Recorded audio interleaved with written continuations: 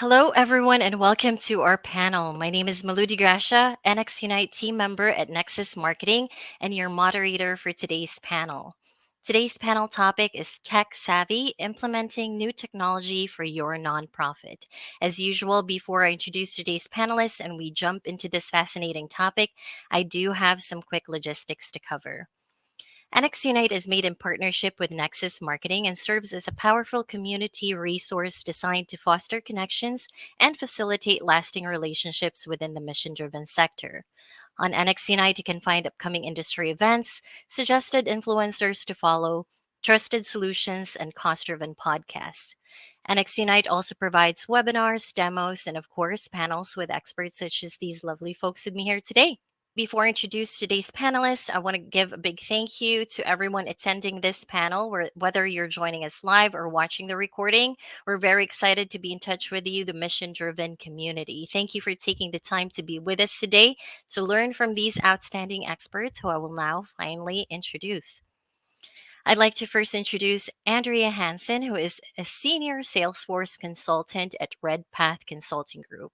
She enjoys working with nonprofit clients as they transition to or enhance Salesforce to streamline their donation, program, or event management tracking. She has over 15 years of nonprofit experience. Thanks for joining us, Andrea. Thank you. Nice to meet you all. Looking forward to hearing your questions. Also joining us is Andrew Penchak, who is the Vice President of Customer Success at Tatango.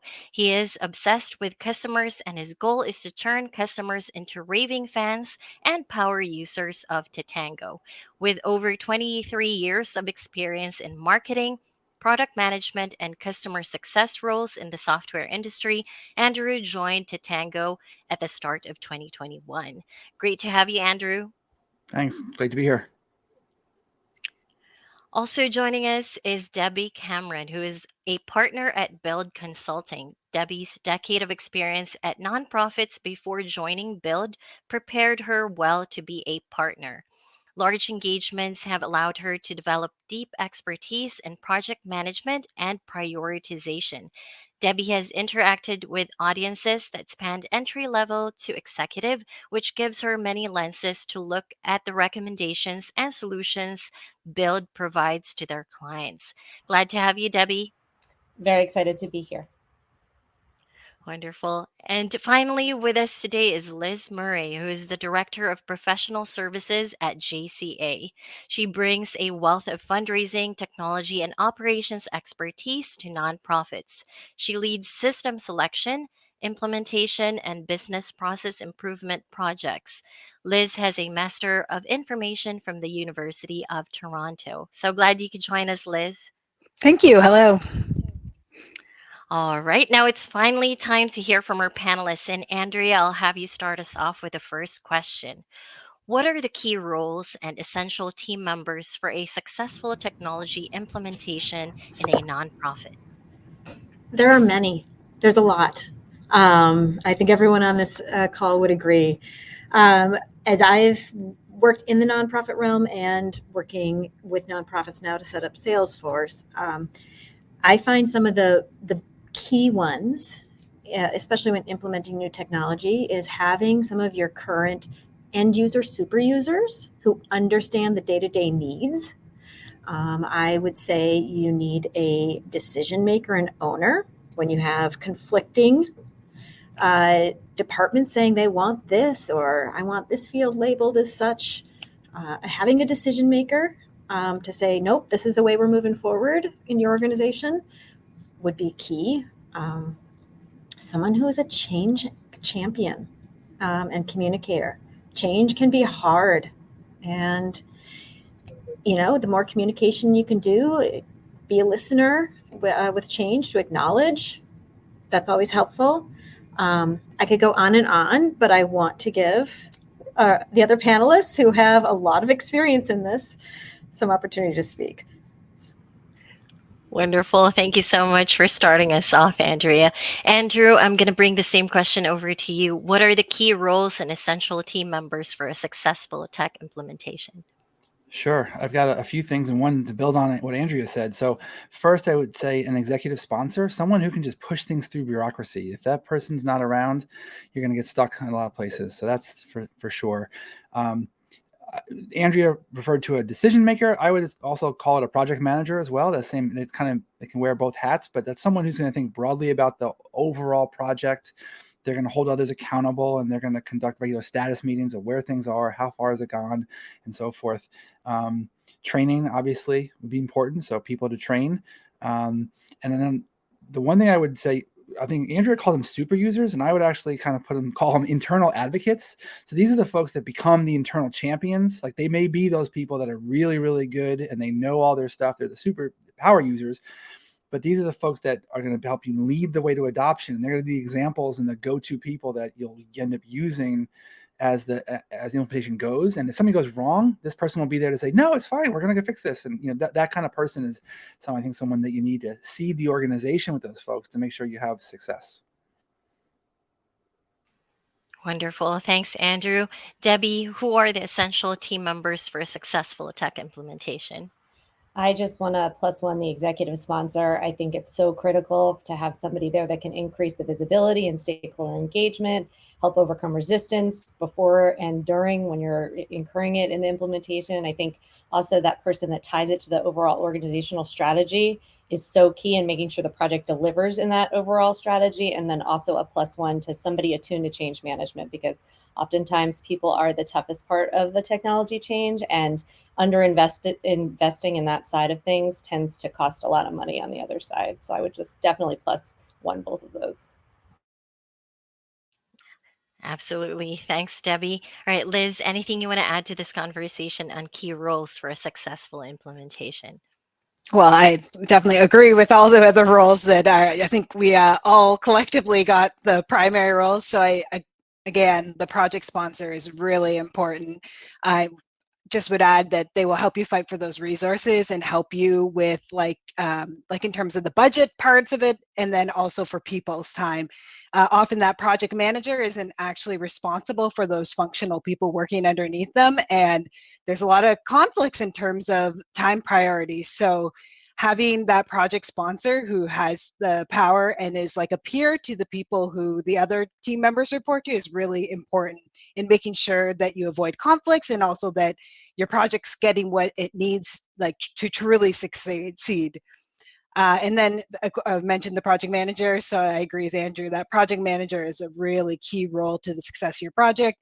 The larger your project, the more complicated it is. Obviously, the more crucial it is to make sure that you're investing in strong project management to lead your project through. In addition to all the other things that Andrew mentioned about that project manager, I think the other key thing is that they manage all the stakeholders, or they herd your cats, or whatever metaphor you want to use for it. That person's really important for like doing the people aspects of it, because it's not just like your spreadsheets, but it's also communications and making sure everyone's on the same page and getting along. And again, and it's funny, I call those super users and advocates subject matter experts. So we all have our different language for it all. Thanks, Liz. All right, we're off to a great start. And Debbie, I'll have you start us off with the next question. How can nonprofits prepare their organization for a smooth technology implementation? It's a great question. And when I think about how to prepare for it, I really think of two things. I think the first is answering the question, how does this project fit into our overall technology strategy for the organization? Meaning, why this project, why now? And then, have we done adequate planning for the implementation? And addressing that first question about how does it fit into the overall tech strategy, I think oftentimes, being sensitive to resources and budgets, nonprofits can jump right into selecting the technology and kicking off the implementation. And I think what really needs to happen, in my experience, to be successful is the organization needs to take a look at the holistic needs and really do kind of a discovery and analysis across the organization and hear where the pain points are, where are the opportunities from a really broad group of stakeholders, and then form a technology roadmap so that we understand where this fits in and why is this project happening now. If it's the first one, what's coming after it? And maybe those folks who have, been waiting for a new financial ERP or CRM or whatever the technology is, if that project's not happening now, but it's on the roadmap, they'll feel a little bit more validated and maybe be a little bit more open to supporting the project. So I think that's really key. Just how does this fit overall? And to that point, also making sure it's tied to the organizational strategy somewhere, somehow, so that we constantly understand why we're doing this and how this is supporting the organization and its growth. And then the implementation planning, I think it's really important to ask ourselves at the beginning of every project, do folks understand their roles? Do they understand time commitments? Have we communicated time commitments? Do their managers know what time commitments are being asked of them? Have we sat down and really understood not just what's in scope for this project, but what's out of scope? What are the success measures for this project? At the end of the project, if we are successful, what does that look like? And we often at Build use a project charter to outline all of that and make sure we're planning and just writing it down, making sure everybody's has the expectations, they're aligned. I think it's a really important thing to do prior to any project kicking off. Thanks, Debbie. Liz, over to you. How can nonprofits best prepare for a smooth tech implementation? Well, 100% agree with everything that Debbie just mentioned, and you took the words out of my mouth in a lot of spots of that. So I will definitely elaborate, like in terms of the scope management part and setting the scope. I think that is a really, I can't stress the importance of making sure that you are managing your scope and everybody has the same understanding of what you are doing within this project. Like Debbie mentioned, you might have a roadmap and like a big wish list of different items that different people want done. You need to make it crystal clear at the end of the project, how will you measure the success of this project? Or else you will obviously have disappointed people who thought that they were going to get the new financial system at the end of the day, and really you're implementing a CRM. It's also a nice opportunity, like Debbie was saying, to really think strategically about how to align to your goals and thinking about what you can bundle within this project to reach your goals. So if you're doing a CRM implementation, you might also budget in additional resources and time to address data governance, or you might need to do a major overhaul of your data and clean it up. So planning for those items and bundling them within your project while you have the attention of your champions and the funding, it's really helpful to be able to get the most out of your investment by thinking about some of those less attractive items but are essential supporters to your CRM success. And along the same line, if you were talking about a CRM implementation, it's important to audit and assess your data in advance of your project, because getting your house in line and making sure everything, what your priorities are, and if there's some early cleanup you can do, if you can, or if the data model is very different from what you are starting with and where you're going, there's some things that you can do today that will then help you throughout the course of your project. Because that project's just going to fly by, and you'll really thank yourself for all that you can do in advance if you actually have that time. Thanks, Liz. All right, Andrea, same question over to you. How can nonprofits prepare for a smooth tech implementation? +1 to everything that has been said, if not +2. A couple of more little nuanced things, but it's talk to your employees and encourage them to share all of those hidden Excel files that they use to manage their day. We want to remove it from Excel and put it into a system. So encourage that sharing. Definitely start reviewing and cleaning up data now. Start talking about making decisions. I know when I was at my last nonprofit, we were merging 4 systems into one, and 3 of them had volunteer data. Well, which one wins? In the end, we said, we are moving all of the fundraising data, but we are only going to move 2 years worth of our teacher data and our volunteer data, because that's what we trusted. And then everything else historical was in spreadsheets. I know I just contradicted myself with spreadsheets, but it was in a system that we could reference for historical numbers. But why do we want to be mailing someone or trying to email someone that is no longer at an organization that we trust the data? So that's something. And then also start mapping out processes. Talk internally. Think about If I'm going to apply for something, what are the steps that we're going through that we can then track in a system? Or how do I react to put fundraising data in? What are there approval processes? So the more you start having that internal conversation, and then be sure to share it with your implementation partner, is key. Thanks, Andrea. Andrew, what would you like to add in how to prep for a smooth implementation? Well, I don't want to go last again because everyone else took everything I was going to say. But no, I got three things. One, I worked with someone in the past that referred to themselves as a spreadsheet killer. Andrea, you would have loved this person. Their whole point was that they were going to go around and take every spreadsheet and put it into a system. So that was the spreadsheet killer. The other thing I'd say is communicate. Just you can't over communicate sometimes with these things. And in many ways, I think a new tech implementation is a marketing exercise because people have to understand the reason for it. They have to understand the benefits of it. They understand how it's going to make their life better. And so the more communication you do, the better for that. And then one thing that Debbie alluded to, which I really think is important, is to make sure you scope this out and you've got clear objectives of what you're going to do, because technology folks love technology for technology's sake and not for necessarily what the end user needs it for. And so if the objectives aren't clear, you can often have folks over engineering or having feature creep, and that brings project delays and then frustration and all that. So I think having a really good objective of what you're going to be putting in place is important, and hold people to that. Fantastic insight, Andrew. All right, here's our next question. And Liz, I'll have you start us off with this one. What strategies can be employed to gain buy-in and promote user adoption of new technology within the organization? Oh, it's exciting to go first.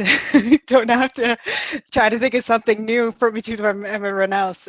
So I guess the really important thing that sticks out to me is including stakeholders in the selection process, and not just being like, "Hey, we're going to do this," and we have this new technology. I hope you like it.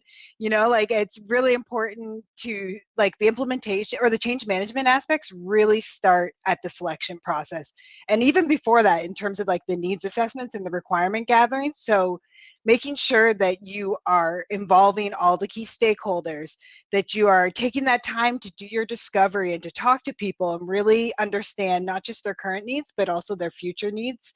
And then just keeping them in the loop and involving them through the process for system selections, including them in vendor demos, and the evaluation process is really helpful in terms of eventual adoption and buy-in.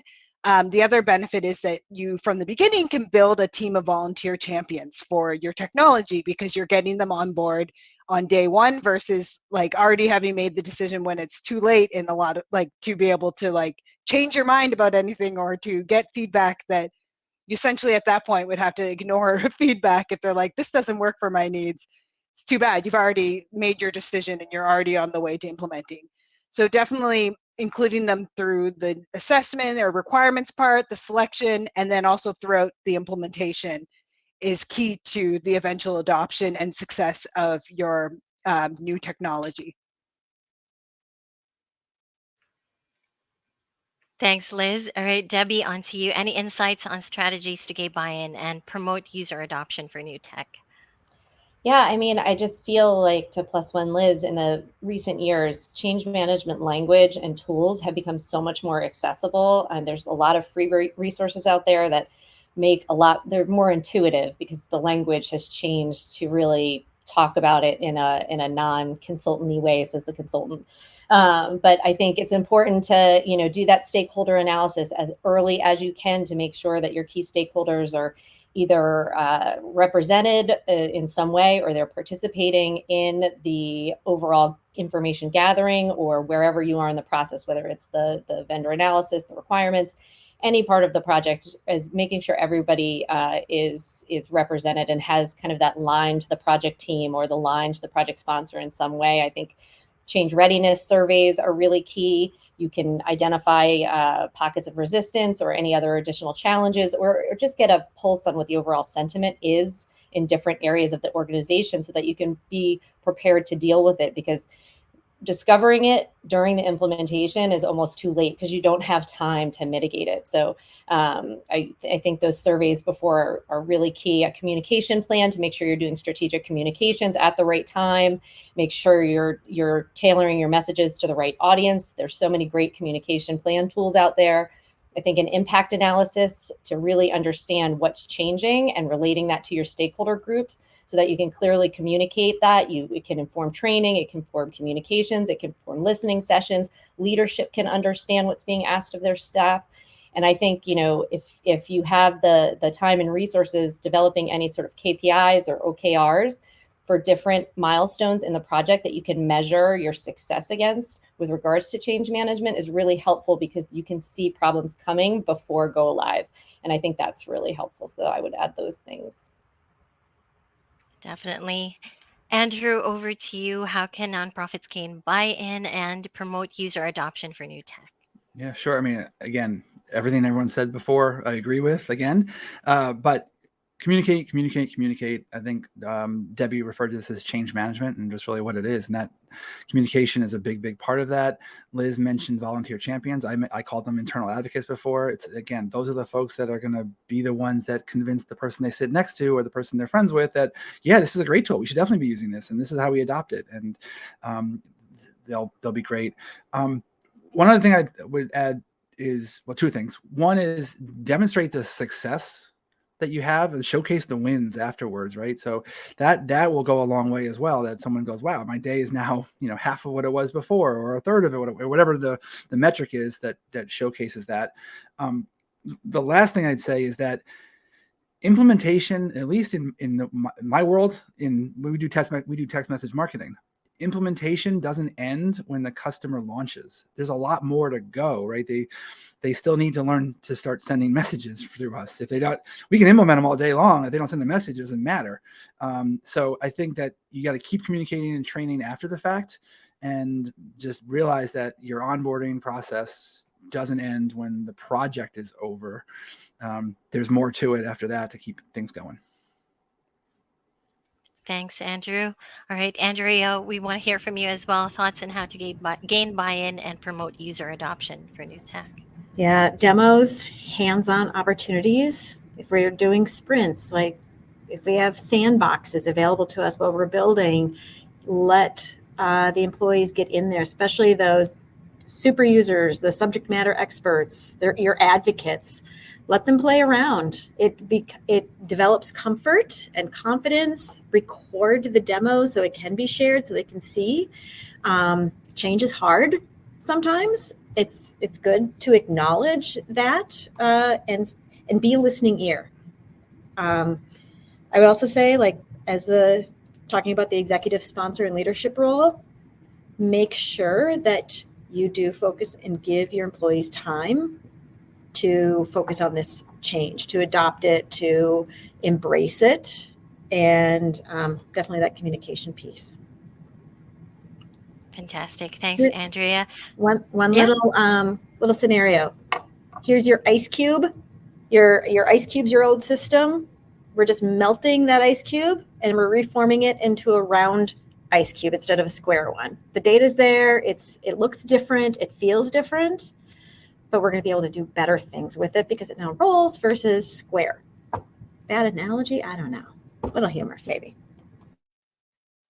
Fantastic. Thank you so much, Andrea. All right, Andrew, you're going first with our next question. What major components should nonprofits consider during a technology implementation to align it with their goals? Sure, I got a few things here. One is a needs assessment, just what does the organization really need? And that does mean sitting down with people, understanding what the stakeholders need out of the system. Is it going to work for them? I've built stuff in the past that never got used because we didn't do the right job with the needs assessment. So that's important. I think someone else said this earlier about a strategic alignment with what the overall organization needs, right? And that's where the executive sponsor comes in.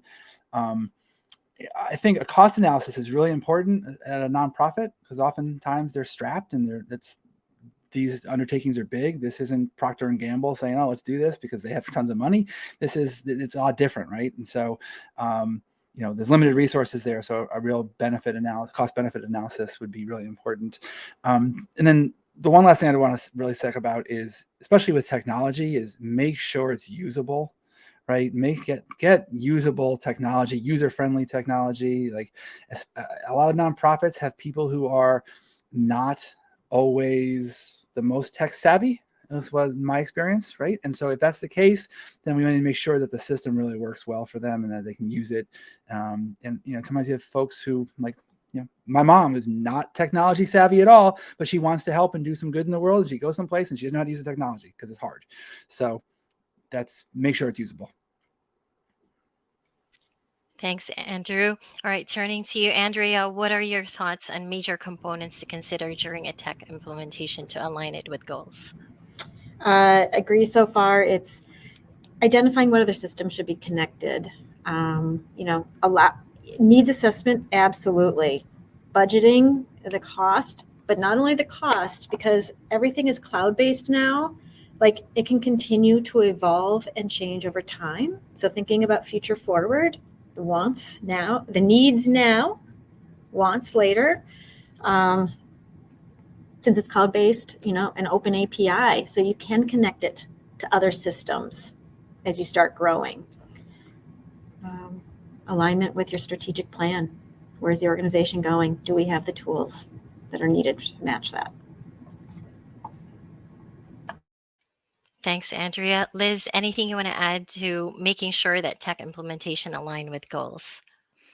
Yeah, so definitely just looking at your implementation from the lens of people, processes, and data. So ensuring that all your people have that shared strategic vision, that you're all looking in the same direction and you don't have actually some people looking like the other way.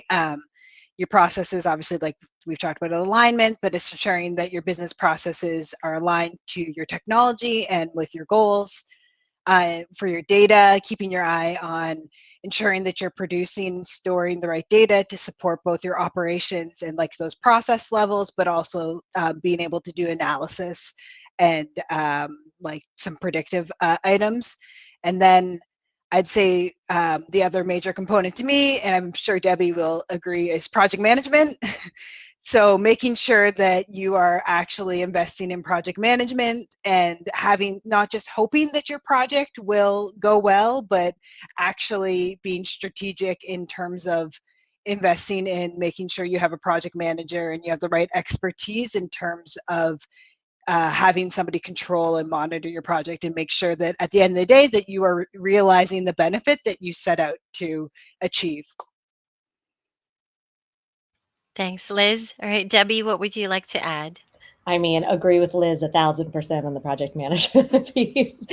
And, this alludes to something that I think I heard as part of this answer, but also, Andrew, you alluded to it in another, but you can't just implement the technology. We have an equation we use at Build that really lands with our client, which is old organization plus new technology just equals expensive old organization, because you can put the technology in, but that doesn't mean people are going to use it. It doesn't mean it's going to work well. Have you, looked at your business processes? So we came up with this information strategy framework, and it looks at leadership and governance. It looks at data, processes, operations. You need to make sure all of that is set up around the technology. Otherwise, there's no chance the technology is going to be successful. So just double down on looking at all the elements that surround the technology and just not focus on the technology itself.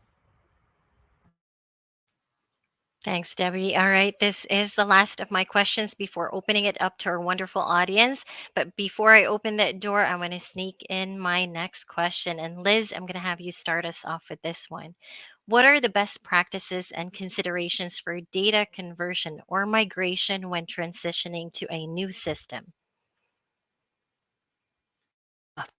I really like this question because I love data conversion and migration personally.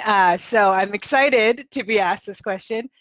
So in my experience, I think having a working team to prioritize and guide the data migration or conversion efforts, ideally that team will be cross-functional. The people on that team need to be empowered to make decisions and actually be able to make decisions. Sometimes I've seen people get really hesitant to make decisions around the data, and things just take a really long time. And so you really need to make sure that when you're thinking about who's part of that working team, that you're not only thinking about like their expertise in the cross-functional area, but also like, can they make a good decision around your data and make it like in a timely fashion. Um, Assessing your data quality, making sure like really knowing your data and knowing like where it's weak and where it's better, and knowing also your priorities. I think it's really important to prioritize at the start of the project. Have a conversation before you get into the weeds of things. Really will help you have a peaceful, hopefully, experience in this data migration aspect of the project, because you might find that some people get really fixated on like making everything perfect, but when it doesn't, like if you rated that data as very like kind of what Andrew was saying before about keeping some things in the spreadsheet because it doesn't matter, that's really true. You don't have to bring everything, and like I get it. I would wish that I could make the whole database perfect and bring everything over. I have that fixation as well, but you can't. Like that's just going to cost way too much for you to do that, and you're going to run out of time. So definitely the prioritization part. And then finally, just really knowing your data governance vision for your new system. So like, are you decentralized or are you centralized? Like a lot of new systems allow you to decentralize it, but like, is that what you want? Do you want more people to be able to edit your records, or who do you want to be able to do that? So really having a clear understanding of what it's going to look like moving forward is really helpful during this process. Thanks, Liz. All right, Andrew, over to you. What should nonprofits consider when transitioning to a new Well, system? work with Liz because she's right about all the all the data transformation, all that. And I kind of sum it up as garbage in, garbage out, right? If you don't do the right stuff early on and do that audit of your data and make sure it's clean. And I got bit with this just like 2 weeks ago. I pulled in zip codes to something and didn't have leading zeros, and then I caused a big problem. People are like, "Oh, you got to fix that." And so, I mean, I think you need to look at that ahead of time. And if I had just spent enough time to do it right before and and go through every piece of data and make sure it was the right way and looked right, you better. I think that's really important. That whole data transformation and data audit, can't say enough about that. And then the other thing I'm going to say after that is go back to, I'm not sure who, I think it was maybe Andrea talked about power users or champions or something along those lines. Those people who know your system backwards and forth and they know how it's supposed to work, and they're the really good ones. They have the really great eye for detail. Let them loose on the new data in the new system, because they'll find the issues and they'll let you know before you roll it out to the rest of the world. I think that really makes a big difference. Fantastic. All right, Debbie, you're up next. Any advice on best practices and considerations when transitioning to a new system? I think it's already been intimated, but don't take it all with you. You never see anybody move or leave from one residence to another and take all their stuff. Some things falls, and it should be the same with a system. Some of your data should be left behind. And a good starting point is think about reporting and think about what you use, and also think about what you're asked for that you can't currently produce. And does that data exist in the system? A good example is like it exists as an attribute, but you really need it to be reportable. Or I see this a lot in older CRMs when you have memberships and you get creative about how you assign them, when you have board and committee. In new systems, you can use the functionality. And so just having somebody that understands the data that's in the system and understands having the connection to the data structure in the new system so that you can translate that data appropriately. And while I'm thinking of it, be very, very clear about what your implementation partner's role is going to be and what they think their role is going to be in your data migration, because defining those roles and being really clear about it. And I fully agree about making it a cross-functional team, but I often find that when the data migration starts, the roles are not clearly defined and the implementation partner has different expectations than our clients in terms of what the roles are going to be. And I agree, keep your future data model in mind. I mean, every organization should want to become a very data mature organization. And so if you want those analytics and you want to be able to do some impact reporting at the end of the day, think about that and think about how your systems are eventually going to integrate. If you're not there yet, you will be one day. And so just keep all of that in mind when you're having these data conversations and making those data decisions. Thanks, Debbie. All right, Andrea, any additional best practices and considerations when transitioning to a new system? I love the house move analogy. Give some stuff away, leave it behind. And I also heard Debbie reference attributes, constituent codes. You know, if anyone out there is in Razor's Edge and thinking about moving to Salesforce, I've got a complimentary handout to provide you to get you started thinking about, because there are decisions that have to be made and you have to define what your fields are and what your data is in your old system to understand where it should exist in your new system. It's going from bedroom A to bedroom B in the new world. Start cleaning the data, start merging, deduping records, 100%. That garbage in, garbage out means garbage in if you don't get rid of it. And maybe one other thing is just think about some of the volume. Does it make sense to import 12 $10 donation records from 2003? Like someone donates $10 a month every single year. Instead of importing those 12, we can do the math. Let's import one $120 gift for that year or something. It just cuts down on volume of records, which helps some of your behind the scenes data storage. And team Thanks. effort. 100% agree. Team effort. Absolutely. All right, thanks, Andrea. All right, we're officially opening our Q&A portion, and let's start off with a question from Craig. Are there any techniques or solutions to overcome the issue that everyone says they're so busy and can't spend time on being in focus groups or supporting the implementation? Debbie, I'll have you start with that if that's okay. Absolutely. And this is really where that executive sponsor is going to be your best friend. They are there to work with other leadership if that is where you're running into issues, or work with the leadership for their teams to understand that this is a priority. And it's also why you want to have this project connected to your organizational strategy and your growth and your mission, so that at the end of the day, we're here to grow this organization, to have bigger impact. And the reason we're doing this project and the reason why you have to make this more important than your daily activities is because this is going to help us get there. And having your executive sponsor be visible, step in, do any sort of coaching, do any sort of listening session, so that it is well understood among staff that this is to be prioritized, that is really going to be your best resource, in my opinion.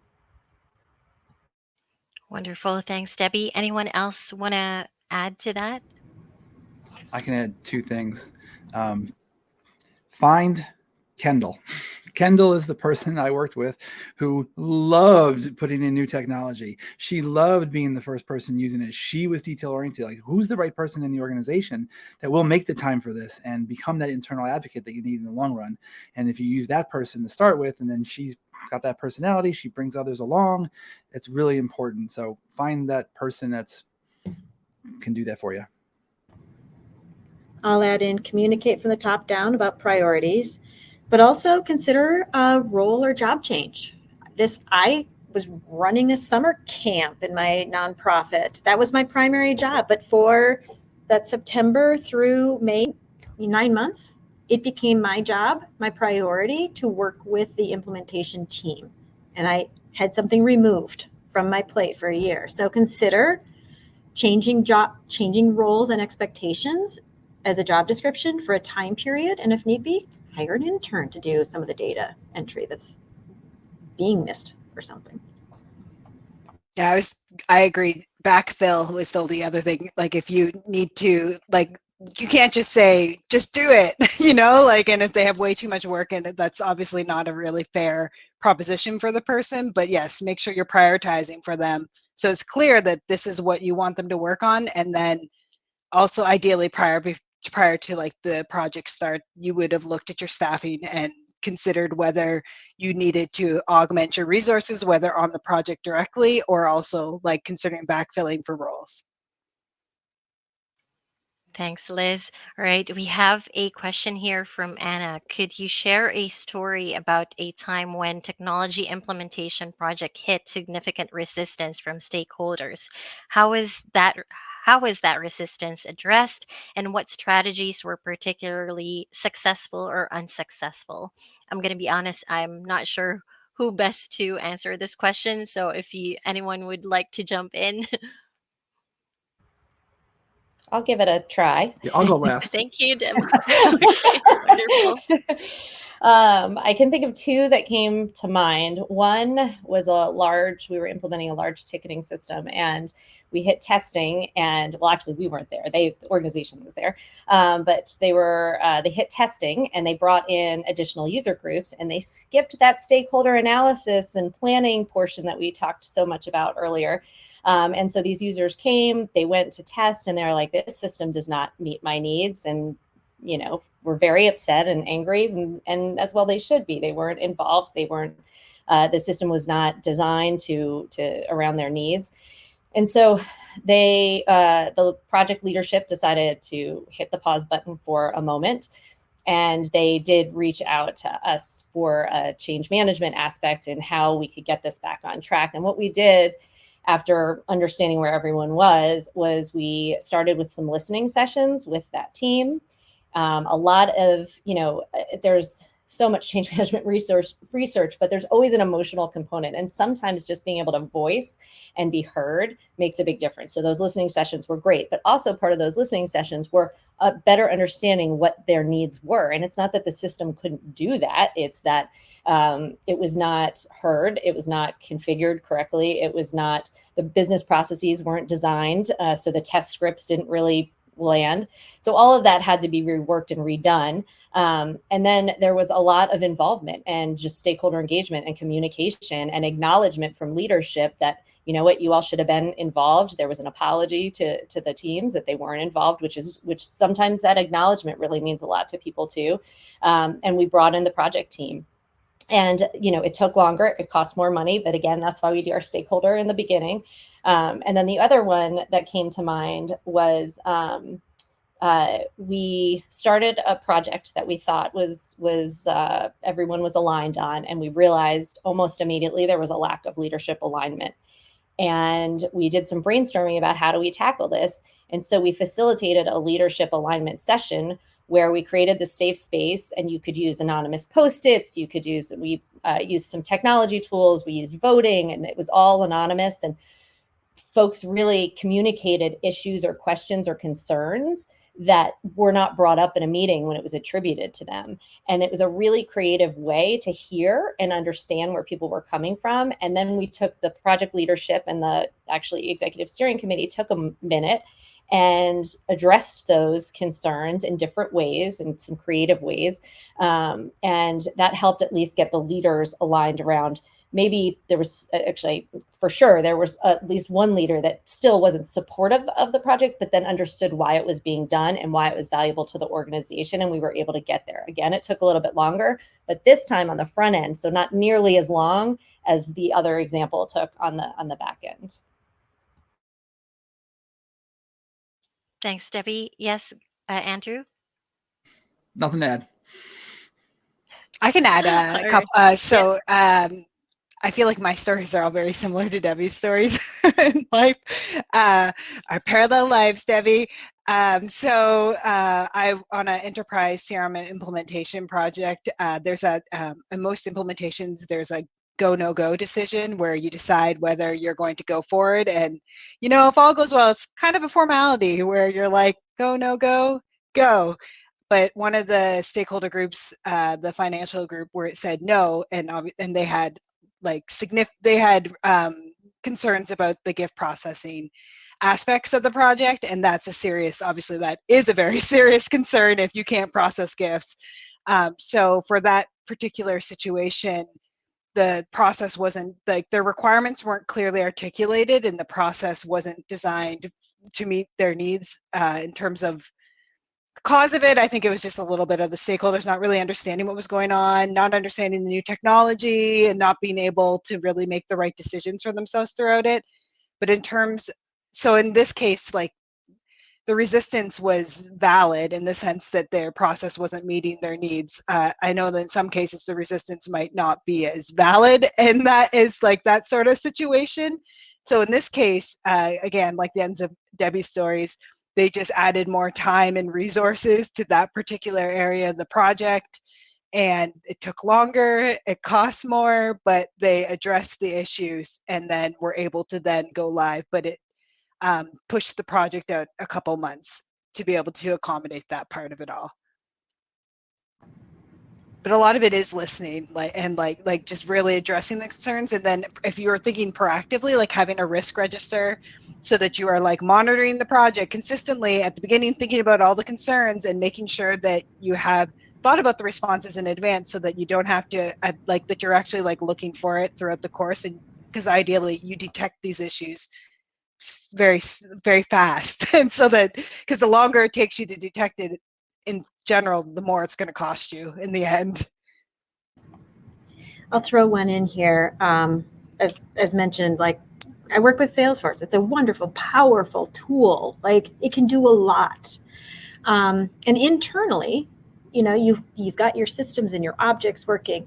Where we found a handful of times, it's when you start creating experience clouds, essentially custom, you know, a website portal.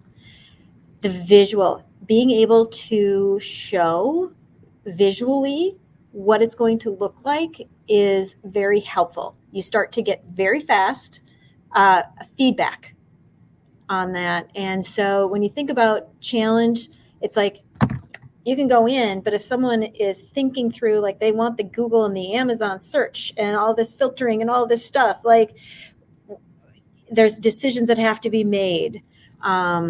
So we've overcome them, but it's good to have those conversations and get resistance addressed early. Andrew, I'll have you answer the next question. What are some common challenges or barriers nonprofits face when implementing new technology, and how can they be overcome? Is that me or Andrea? Oh, Andrew, sorry. Okay, Yeah, just want that's to make you. sure. So what the question was, what are the barriers? Can you Yeah, repeat the question? common challenges. Mhm. Challenges. In many of these, I mean, it was said earlier, this is a change management process, right? And that's the challenge. And then people don't like to change. And so you've got to convince them that what you're doing is going to be better than it was before and what's in it for them. And I think that's really the biggest thing. And everything that we've all been talking about all goes around that, whether it's communication, whether it's doing the meetings like Debbie was talking about with the Post-it notes, like that's just being heard, right? That's part of adopting the change. And so the biggest thing is just to look at it as a big change management project. And how do you make sure you're constantly communicating, constantly getting people's feedback, people letting their opinions be known. And then of course, that we talk about the executive sponsor. Someone has to drive things through, and sometimes there has to be someone who can make a decision. I think I feel like I'm repeating everything that was said before, but it's really because some of these questions are very similar in that they all revolve around the same change management project here. So Thanks, Andrew. Yeah. Throw in there another, I want to say the importance of training. It's a tool. It's going to continue to evolve and change, and start early. Identify who's going to own that technology at the end. Like, do you have an IT department that is going to work with your end users to make further improvements and enhancement to it? Or are you going to work with a consulting firm to make those changes and enhancements? But someone's going to, have that gate to say, yeah, we're going to go to the consulting firm or not. You just don't want open door because their budget's going to be blown. But training and internal continual training as employees change and owning the system is going to be very important. Wonderful. Thanks, Andrea. Anyone else would like to add to that? Just on that training front, I think, there's in the nonprofit space, there is some struggle around digital skills and investing in digital skills. But yet technology projects go forward, and training and change management are the two things that get cut. And so trust is lost. So the earlier you can recognize as a leadership team or as an IT team that, hey folks, we've let you down in the past, but we understand that you need to be trained, and you can communicate that and show that, because people will believe it when they see it. If you can do a small if the trust is lost in training, and that's you know you're going to have adoption issues, choose to do a small project and make sure folks are really trained on it, and really invest in that, so that you build that trust in the organization that they're not going to leave me behind. They are going to set me up for success. And I would also say, resources are something that nonprofits always struggle with. And, there are technology grants out there. So I would encourage, folks to look to that kind of thing too, so that you have the resources to do it right. Because I know that's a struggle. And I'll just throw on top of that, in addition to your training, maybe some documentation would be helpful for your users if we're going to go there.